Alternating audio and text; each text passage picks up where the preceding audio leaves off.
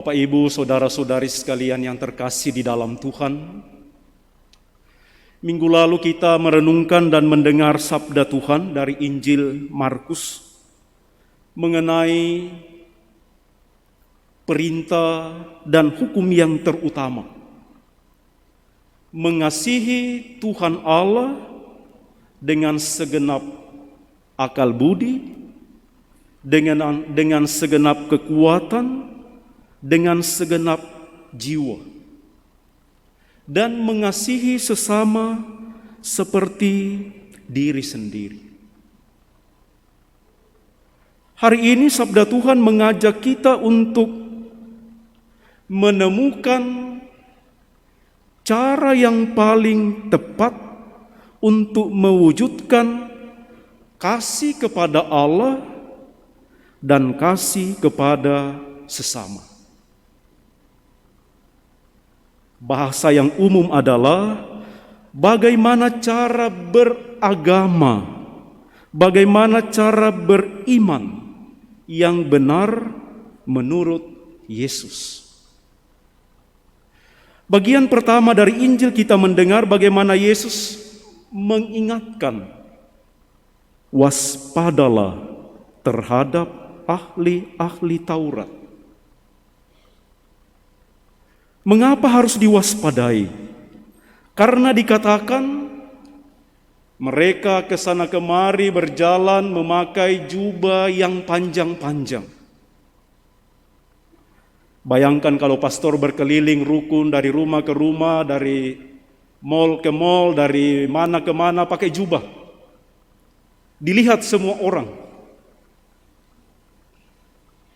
Tapi tujuannya adalah ahli-ahli Taurat itu mencari supaya dipuji orang. Lihat, dia ternyata orang yang hebat. Jadi diwaspadai karena ingin menyombongkan diri. Lihat, saya orang beragama. Lihat, saya memakai pakaian resmi. Dan itu yang harus diwaspadai. Suka menerima penghormatan di pasar. Selalu ingin dihargai dan dihormati. Dan oleh Yesus, cara beragama seperti ini harus diwaspadai. Mudah-mudahan kita di paroki Mamajang ini tidak ada yang datang ke gereja karena ingin dihormati, ingin dipuji oleh ketua rukun, atau ingin kampanye. Karena saya mau jadi wali kota Makassar, maka saya rajin masuk gereja. Kita mengungkapkan iman kita menurut yang diharapkan oleh Yesus. Dan cara beragama seperti ini, mari kita waspadai dan tidak kita lakukan. Belum lagi masih dikatakan mereka mengelabui rumah janda-janda dengan doa-doa yang panjang. Sangat rohani. Berdoa panjang-panjang itu kan baik ya. Beda dengan kita orang Katolik, Salam Maria selesai. Tetapi kalau semuanya itu dilakukan untuk menerima penghormatan, menerima penghargaan, mari kita waspadai. Masih ada yang diwaspadai adalah orang-orang yang datang memberi persembahan. Silakan, kita di gereja selalu ada kolekte ya. Sebentar sesudah syahadat ada kolekte dijalankan. Dan saya kira itu biasa. Adat orang Yahudi pun melakukan itu. Satu yang ingin diwaspadai oleh Yesus adalah jangan sampai memberi persembahan supaya dipuji orang. Jangan sampai memberi kolekte karena malu. Aduh, teman saya memasukkan kolekte kok saya tidak. Belum kalau di gereja lain ada yang memberi kolekte harus maju, kotak kolekte di depan.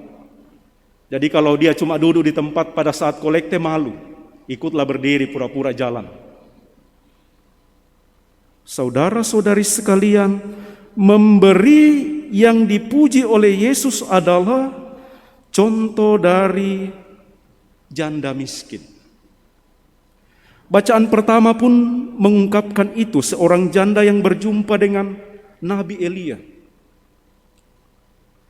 Pemberiannya dipuji bukan karena jumlahnya sedikit ataupun jumlahnya banyak, tetapi yang ingin diungkapkan adalah cara beriman yang benar, memberikan seluruh yang ada pada dirinya karena percaya Tuhan akan menyelenggarakan hidupnya.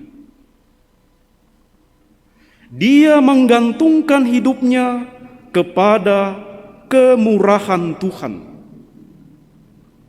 Dia sungguh percaya apa yang disampaikan oleh Nabi kepadanya. Tepung tidak akan habis.